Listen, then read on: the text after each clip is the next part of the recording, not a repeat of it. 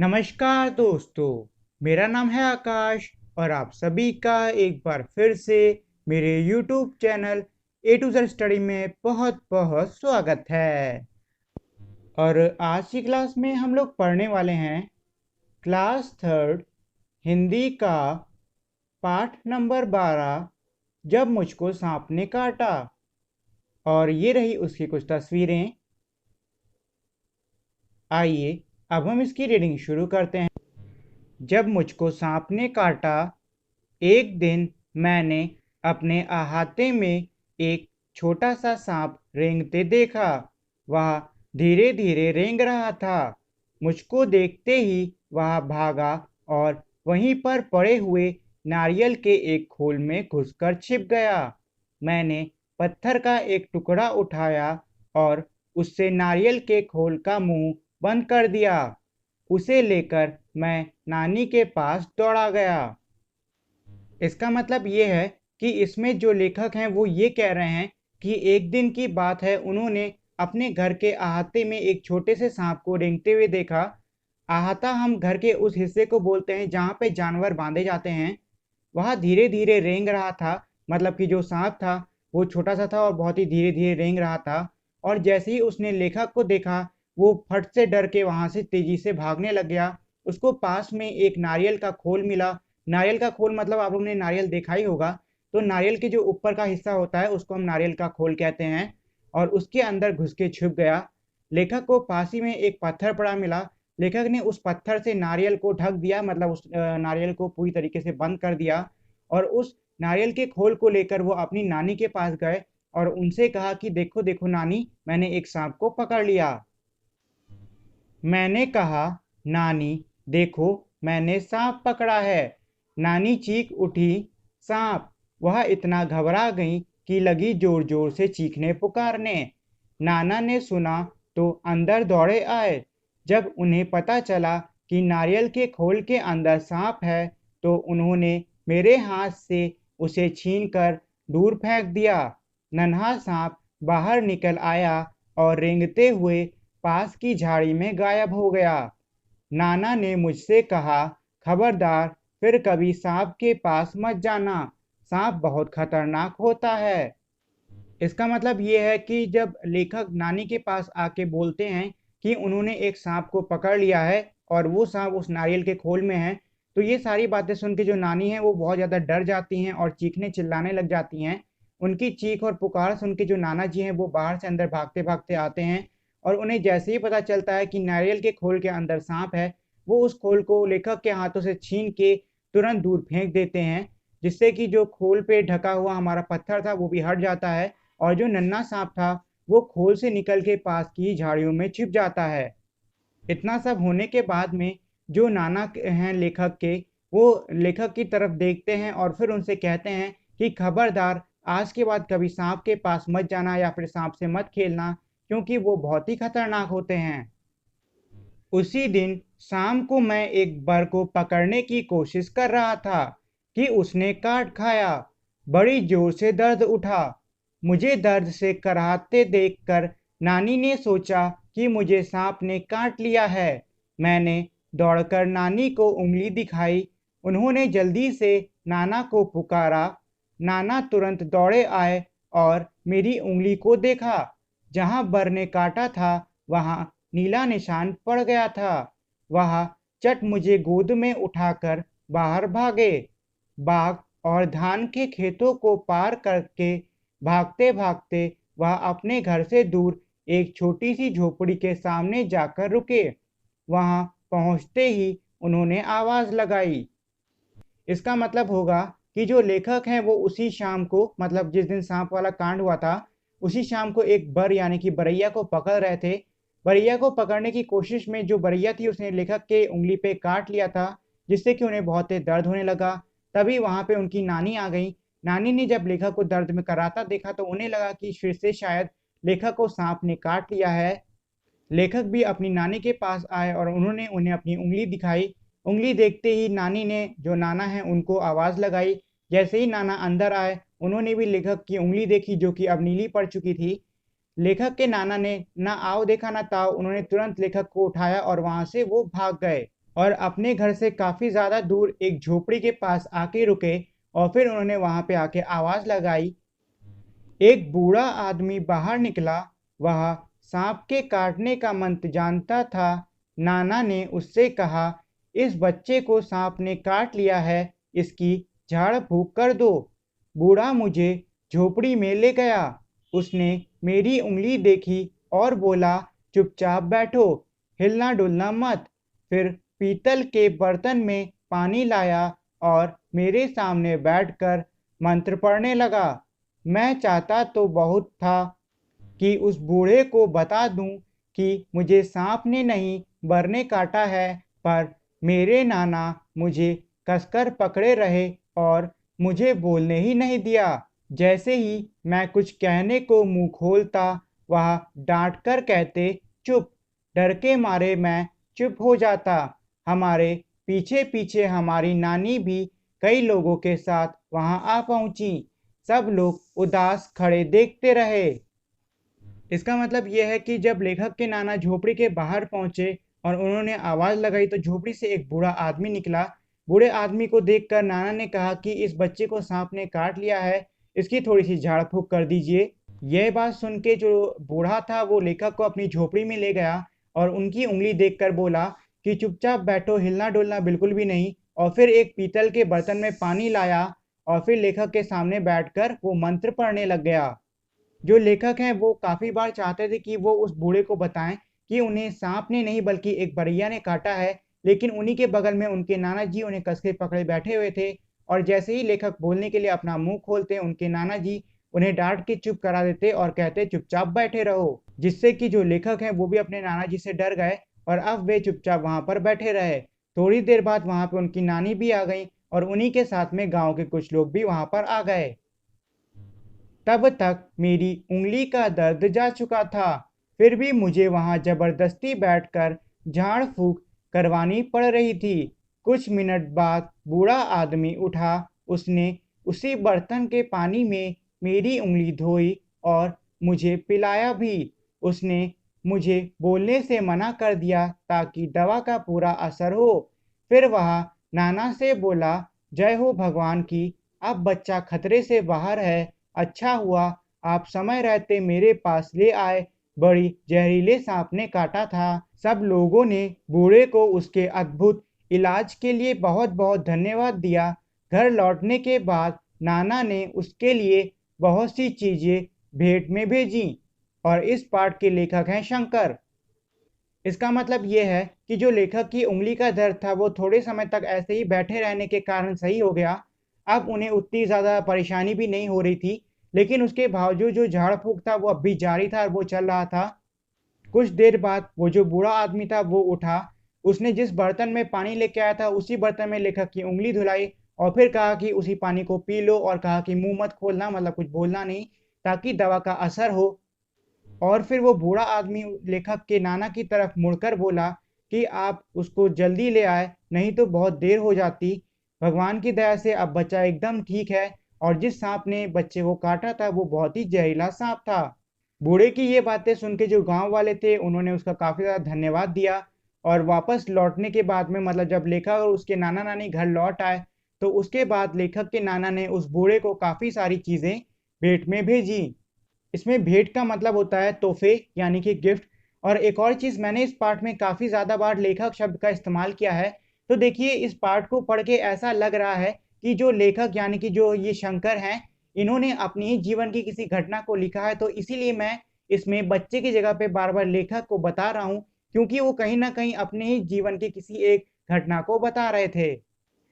तो ये तो था हमारे इस पाठ का मतलब। उम्मीद है कि अब आप लोगों को ये पाठ अच्छे से समझ में आ गया होगा। आइए अब इस पाठ में कुछ प्रश्न भी हैं, हम उन्हें भी कर लेते हैं। कहानी की बात, नाना मुझे झाड़ फूक वाले आदमी के पास क्यों ले गए? इसका मतलब ये है कि जो लेखक के नाना जी थे वो उसको झाड़ फूक करने वाले आदमी के ही पास क्यों लेके गए थे। तो इसका उत्तर होगा क्योंकि उसके नाना अंधविश्वासी थे और उन्हें लगता था कि झाड़ फूक से सांप का जहर उतर जाएगा।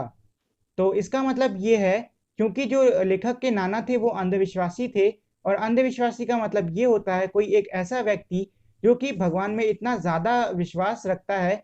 उदाहरण के लिए मान लीजिए कि आपकी तबीयत खराब है, तो अगर आपके आसपास कोई ऐसा अंधविश्वासी व्यक्ति है, तो वो डॉक्टर के पास नहीं जाएगा बल्कि आपको मंदिर में बैठा देगा और आपका झाड़ फूक करवाएगा और उम्मीद करेगा कि इस झाड़ फूक से आपकी तबीयत सही हो जाए।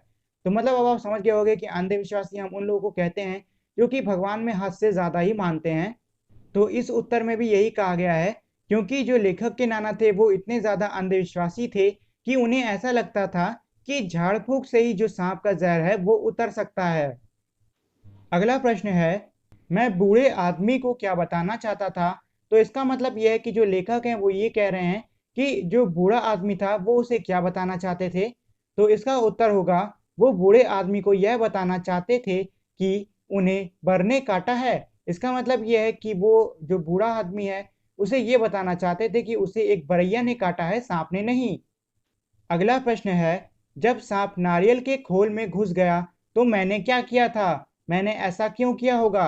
इसका मतलब यह है कि लेखक अब पूछ रहे हैं कि जो सांप है जब वो नारियल के खोल में घुस गया था तो लेखक ने क्या किया था और उन्होंने ऐसा क्यों किया होगा। तो इसका उत्तर है, उन्होंने नारियल को पत्थर से बंद कर दिया और उसने ये सब खेल खेल में किया था। इसका मतलब यह है कि जो लेखक हैं उन्होंने जो नारियल का खोल था उसको पत्थर से बंद कर दिया था और उन्होंने ये सब खेल खेल में किया था। अगला प्रश्न है, क्या बूढ़े आदमी ने सचमुच मेरा इलाज कर दिया था। तुम ऐसा क्यों सोचते हो। इसका मतलब यह है कि लेखक इसमें पूछ रहे हैं कि जो बूढ़ा आदमी था क्या उसने वाकई में झाड़ फूक करके लेखक का इलाज कर दिया था। तो इसका उत्तर होगा नहीं, बूढ़े आदमी ने उसका इलाज नहीं किया था क्योंकि उसे सांप ने नहीं काटा था। इसका मतलब यह है कि बूढ़े आदमी को तो ये भी नहीं पता था कि उसे सांप ने नहीं बरैया ने काटा है। तो ऐसी हालत में जिस इंसान को यही नहीं पता कि आपको काटा किसने, तो इलाज कर भी तो कर कैसे सकता है। और वैसे भी बूढ़ा आदमी इलाज नहीं, वो सिर्फ झाड़ फूक कर रहा था। मुझे असल में सांप ने नहीं काटा था। फिर मैंने अपनी कहानी का नाम जब मुझको सांप ने काटा क्यों रखा। तुम्हें इससे भी अच्छा कोई नाम सोचकर बताओ। इसका मतलब यह है कि लेखक इसमें कह रहे हैं कि लेखक को तो सांप ने काटा भी नहीं था, लेकिन इसके बावजूद उन्होंने अपने पार्ट का नाम जब मुझको सांप ने काटा क्यों रखा था। और ये इसमें ये भी कह रहे हैं कि अगर आप इससे बेहतर कोई नाम बता सकते हो तो वो भी बताओ।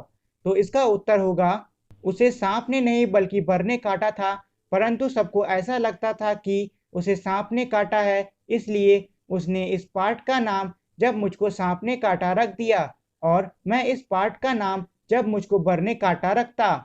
इसका मतलब यह है कि लेखक ये कह रहे हैं कि हालांकि उन्हें बरिया ने काटा था, सांप ने नहीं, लेकिन इसके बावजूद जो गांव वाले हैं वो ये समझ रहे थे कि उनको एक सांप ने काट लिया है, इसीलिए जो लेखक हैं उन्होंने इस पार्ट का नाम भी जब मुझको सांप ने काटा रख दिया। और अगर मुझे इसका कोई नाम देना होता तो मैं इसका नाम देता जब मुझको बर ने मतलब कि बरैया ने काटा।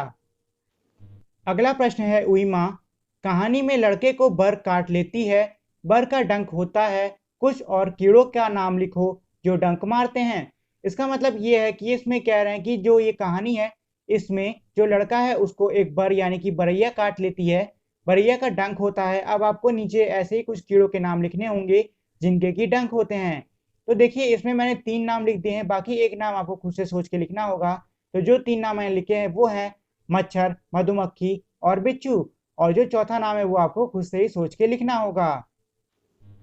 अगला प्रश्न है, तुम्हारी बात, मैं बूढ़े को कुछ बताना चाहता था पर बात नहीं कर सका, क्या तुम्हारे साथ भी कभी ऐसा हुआ है।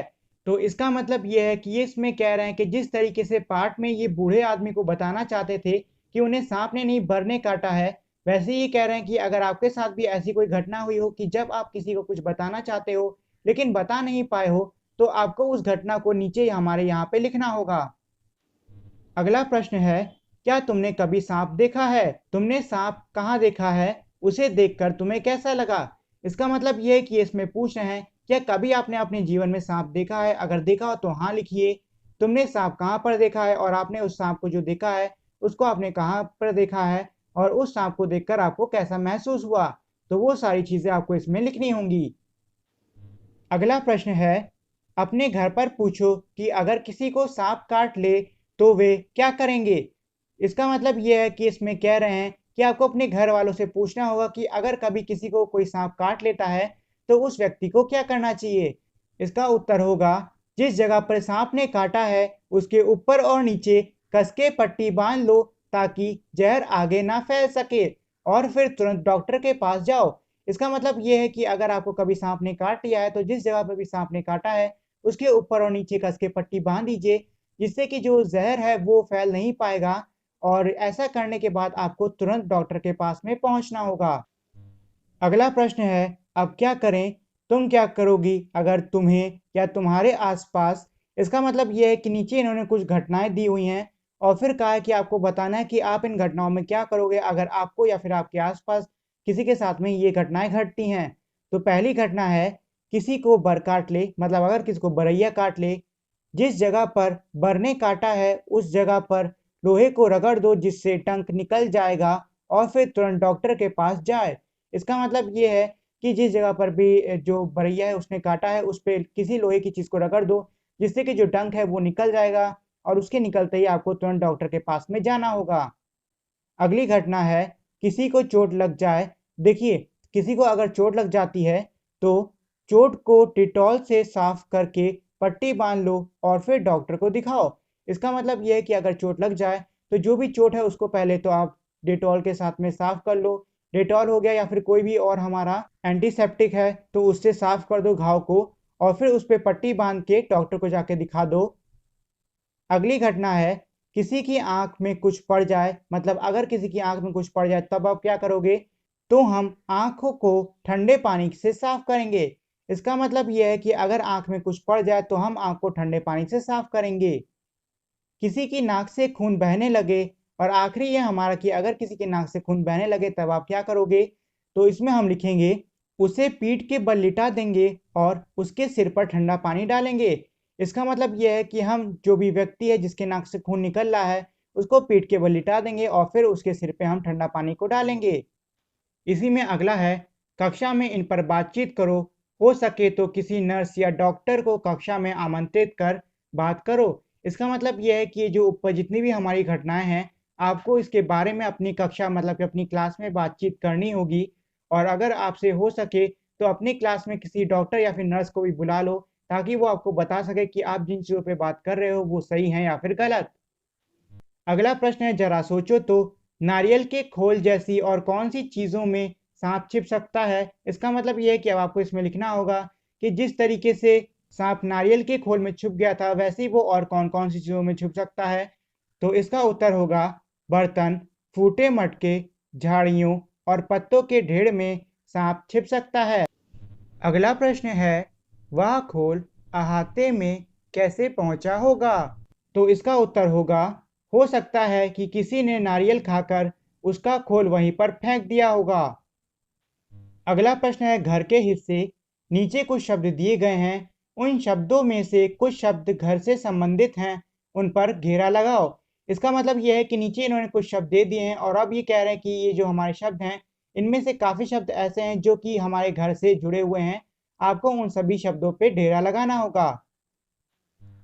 और ये मैंने आप लोग के लिए इसमें घेरा लगा दिया है। तो हमने गोला लगाया है, अहाता, आला, रसोई, आंगन, छज्जा, कमरा, बरामदा, सीढ़ी, जीना, छत और अटारी। अगला प्रश्न है, क्या समझे? नीचे लिखे वाक्यों का मतलब बताओ। इसका मतलब यह है कि नीचे इन्होंने ये जो 4 वाक्य दिए हुए हैं आपको इनका मतलब उन्हीं के नीचे लिखना होगा। जैसे कि हमारा पहला वाक्य है, सांप पास की झाड़ी में गायब हो गया। तो इसका मतलब होगा, सांप पास की झाड़ी में चला गया, मतलब जो सांप था वो पास की झाड़ी में जाके छिप गया। वह चट मुझे गोद में उठाकर भागे। तो इसका मतलब होगा, वह मुझे तुरंत गोद में उठाकर भागे। तीसरा है, अब बच्चा खतरे से बाहर है। तो इसका मतलब होगा, अब बच्चा ठीक है और उसके जीवन को अब कोई खतरा नहीं है। आखिरी वाक्य है हमारा, नाना ने उसके लिए बहुत सी चीज़ें भेंट में भेजी। तो इसका होगा मतलब, नाना जी ने उसे भेंट के स्वरूप बहुत सारी चीज़ें दी। अगला प्रश्न है, कैसे कहा? अलग अलग निशानों से पता चलता है कि बात कैसे कही गई होगी। अब नीचे लिखे वाक्यों में सही निशान लगाओ। अब इन्हें बोलकर देखो। इसका मतलब ये है कि हमें निशानों से पता चलता है कि कौन से वाक्य को किस तरीके से कहा जा रहा है। इसी तरीके से नीचे हमारे कुछ वाक्य दिए हुए हैं, आपको उनमें इसी तरीके के निशान लगाने हैं और उसके बाद उन वाक्यों को बोलना होगा। जैसे कि हमारे जो निशान है वो है हमारा पहला जो स्टेट डंडी होती है, ये हम तब लगाते हैं जब कोई उत्तर खत्म होता है या फिर हम किसी बात को बोलते हैं। उसके बाद है एक्सक्लेमेटरी, जो कि हमारा तब लगता है जब हम किसी ऐसी बात को बोलते हैं जो कि हमारी काफ़ी ज़्यादा भावनाएं व्यक्त कर रही हो। और आखिरी है हमारा प्रश्न चिन्ह, जिसको कि हम तब लगाते हैं जब हम किसी प्रश्न पूछते हैं। तो पहला है नानी चीख उठी सांप, मतलब यह है कि नानी जो है वो डर से चीख उठी। तो हमें पता चल रहा है कि इस वाक्य में डर यानी कि किसी भावना के बारे में बताया गया है, तो यहाँ पे हमने एक्सक्लेमेटरी लगा दिया। फिर है सांप धीरे धीरे रेंग रहा था, तो देखिए अब ये एक हमारी नॉर्मल लाइन है, तो इसके पीछे हमने डंडी खींच दी। फिर है क्या तुम बाजार चलोगी, तो इसमें देखिए वो सवाल पूछ रहा है कि तुम चलोगी या नहीं, तो ये हमारा प्रश्न का चिन्ह लगेगा इसके पीछे। अगला है चुपचाप बैठो हिलना डुलना मत, तो देखिए अब ये दो वाक्य हैं, पहला वाक्य है चुपचाप बैठो और दूसरा है हिलना डुलना मत। इसके बाद है तुम्हें यह कहानी कैसी लगी, तो इसमें भी हम प्रश्न का निशान लगा देंगे क्योंकि वो प्रश्न पूछ रहा है कि तुमको ये कहानी आखिर लगी तो कैसे लगी। फिर आखिरी है आहा, अब देखिए आहा जो है वो एक खुशी बता रहे हैं, जो कि हमारी फीलिंग बता रही है, मतलब कि ये हमारी एक भावना को बता रही है। तो इसके आगे हम लगाएंगे एक्सक्लेमेटरी साइन, तो हमने लगा दिया उसको कितनी मीठी है। अब ये वाक्य है तो इसके पीछे हमने डंडी खींच दी। तो इस तरीके से आपको इस सारे प्रश्न को करना है। अगला प्रश्न है दो दो बार सांप धीरे धीरे रेंग रहा था, यहाँ धीरे शब्द का दो बार इस्तेमाल किया गया है, ऐसे ही कुछ और शब्द लिखो और उन्हें वाक्य बनाओ। इसका मतलब ये है कि जिस तरीके से हमारे ऊपर वाले वाक्य में धीरे धीरे को दो बार इस्तेमाल करके एक वाक्य बनाया गया है, उसी तरीके को आपको नीचे भी हमारे वाक्य बनाने होंगे। तो नीचे आप देख सकते हो हमारे सिर्फ दो शब्द दिए हुए हैं, बाकी तीन आपको खुद से बनाने हैं। तो पहले शब्द का चलिए वाक्य बना लेते हैं। तो पहला है हमारे चलते चलते, तो इसको हम लिख सकते हैं वह चलते चलते गाना गा रहा था। फिर है हमारा पीछे पीछे, वह मेरे पीछे पीछे आ रहा है। और उसके बाद मैंने कुछ यहाँ पे शब्द लिख दिए हैं, इनको वाक्य में आपको खुद से कन्वर्ट करना होगा।